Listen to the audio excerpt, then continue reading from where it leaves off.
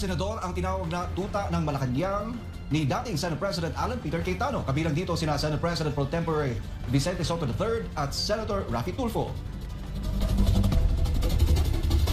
Ilang senador ang tinawag na tuta ng Malacanang ni dating Senate President Alan Peter Cayetano. Kabilang dito sina Senate President Pro Tempore Vicente Soto III at Senator Raffy Tulfo. Sa isang video message, iginit ni Cayetano na mistulang sunod-sunuran umano ang ilang mambabatas upang isulong ang interes ng administrasyon. Nauna nang sinabi ni Cayetano na may kaugnayan sa umano'y cover-up sa investigasyon sa flood control anomaly ang pagpapalit sa kanya bilang leader ng Senado. May mga senador naman sa bagong Senate majority ang binanggit ng 18 dating sundalo na umano'y nakatanggap ng male-maletang kickbacks kaugnay sa flood control projects.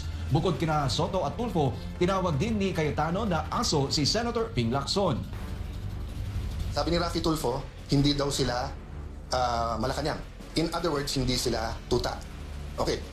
Ba't doon mo makikita yung graduated and experience? Bakit?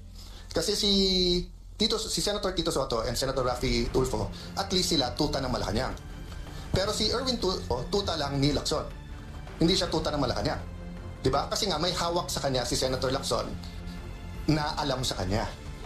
Yung sinabi niya na may tatlong kumausap na wag pumirma. Unang-una, yung dalawa kakampi na nila. Pangalawa, yung kakampi lang isa, nagsabi kay nakwento din sa akin yon. Sinabi kay Erwin, kami ang ginaganito ngayon. Ito ang hawak sa'yo. 1, 2, 3, 4, 5. Isang araw ikaw gaganon. Kaya nung una, hindi rin pumirma si Erwin.